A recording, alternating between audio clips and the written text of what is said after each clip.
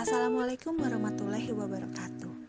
Perkenalkan, kami peserta Latsar CPNS 2021 PPSDM Regional Bandung, Angkatan ke-7, Kelompok 2. Saya, Dini Ilmiawati, beserta kedua rekan saya, Danu Wibowo dan Ki Agus Muhammad Fahmi, akan menjelaskan salah satu tokoh milenial nasionalisme, yaitu Bapak Nadiem Anwar Makarim, BA MBA. Sebelumnya teman-teman, apakah tahu apa arti nasionalisme? Nasionalisme adalah suatu sikap politik dari masyarakat suatu bangsa yang mempunyai kesamaan kebudayaan dan wilayah serta kesamaan cita-cita dan tujuan. Dengan demikian, masyarakat suatu bangsa tersebut merasakan adanya kesetiaan yang mendalam terhadap bangsa itu sendiri. Kemudian teman-teman tahu bukan bahwa Bapak Nadiem ini sekarang telah menjabat sebagai Menteri Pendidikan dan Kebudayaan Indonesia. Selain menjabat sebagai Menteri Pendidikan dan Kebudayaan Indonesia pada Kabinet Indonesia Maju, beliau merupakan pengusaha di bidang perusahaan transportasi dan penyedia jasa berbasis daring. Teman-teman tahu tidak, kira-kira beliau bisnis apa ya? Ya, benar, Gojek. Awal mulanya beliau mendirikan Gojek dikarenakan beliau selalu menggunakan jasa ojek untuk pergi bekerja. Suatu hari, beliau menjadi penumpang tukang ojek yang berkeluh kesah betapa sulitnya untuk mencari penumpang. Karena merasa prihatin, beliau pun akhirnya memiliki ide untuk menolong tukang ojek lain yang bernasib sama, yakni membuka usaha ojek panggilan via mobile online atau biasa kita sebut dengan Gojek. Usaha Gojek sebenarnya telah dirintis sejak 2011, tetapi baru pada awal 2015 perusahaan Bapak Nadiem beserta kawan-kawannya itu meluncurkan aplikasi mobile pemesanan ojek untuk smartphone Android dan iPhone. Selain transportasi penumpang, kini Gojek juga menyediakan jasa lain seperti pengiriman barang, seperti kurir dan shopping, termasuk pembelian makanan yang saat ini sudah akrab dan banyak dipakai oleh pengguna. Nadiem Anwar Makarim lahir di Singapura pada tanggal 4 Juli 1984. Beliau adalah putra dari pasangan Nono Anwar Makarim dan Atika Al-Gadri. Ayahnya seorang aktivis dan pengacara terkemuka, sedangkan ibunya merupakan penulis lepas. Nadiem Anwar Makarim telah menikah dengan seorang wanita bernama Franka Franklin. Dari pernikahan tersebut, mereka telah dikaruniai putri lucu yang diberi nama Solara Franklin Makarim. Beliau menjalani proses pendidikan dasar hingga SMA berpindah-pindah dari Jakarta ke Singapura. Sehabis menyelesaikan pendidikan SMA-nya di Singapura, pada tahun 2002 ia mengambil jurusan Hubungan Internasional di Universitas Brown, Amerika Serikat. Beliau sempat mengikuti pertukaran pelajar di London School of Economics. Setelah memperoleh gelar sarjana pada tahun 2006, 3 tahun kemudian ia mengambil pasca sarjana dan meraih gelar Master of Business Administration di Harvard Business School.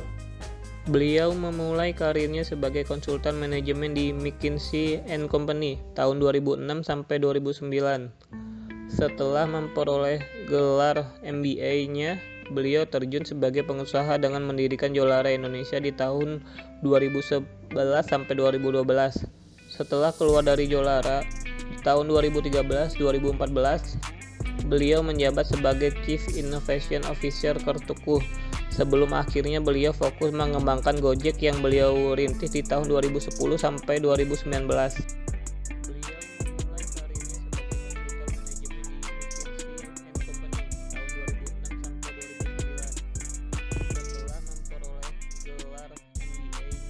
Beliau terjun sebagai pengusaha dengan mendirikan Jolara Indonesia di tahun 2011 sampai 2012. Setelah keluar dari Jolara tahun 2013-2014, beliau menjabat sebagai Chief Innovation Officer Kertukuh.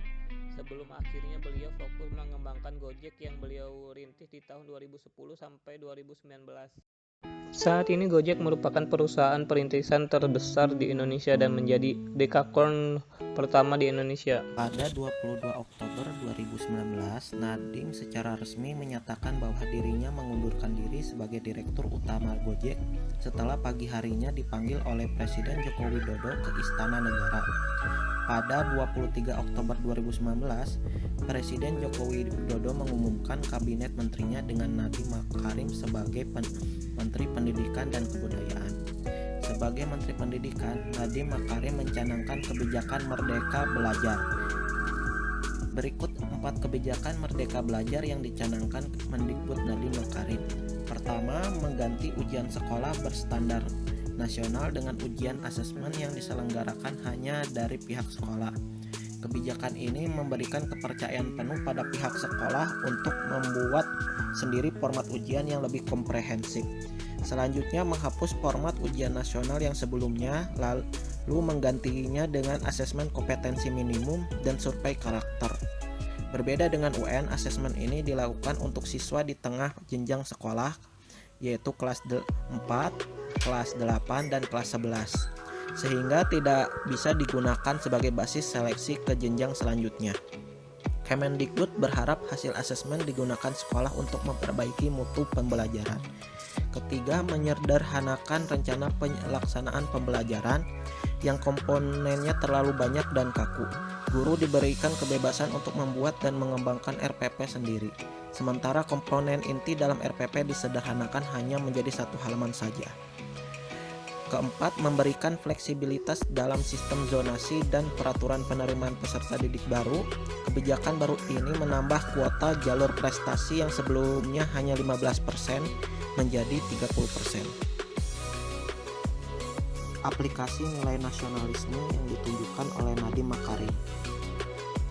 Sebagai Menteri Pendidikan dan Kebudayaan, Nadiem Makarim menghapus format ujian nasional yang sebelumnya, lalu menggantinya dengan asesmen kompetensi minimum dan survei karakter. Selanjutnya, dana BOS akan disalurkan kepada rekening sekolah.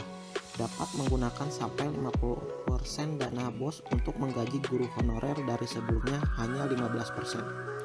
Dan sebagai rakyat Indonesia, Nadiem Makarim berkontribusi dengan membuka lapangan kerja baru bagi seluruh rakyat agar bisa bekerja sampingan atau full time sebagai driver Gojek. Dini Ilmiawati siap melayani dengan sepenuh hati, ikhlas, profesional, dan inovatif. Saya Danu Wibowo, saya akan menjadi jati diri yang pantang menyerah, peduli dengan lingkungan sekitar, dan melayani dengan sepenuh hati. Saya Ki Agus Muhammad Fahmi akan menjadi jati diri yang handal, kooperatif, dan inovatif.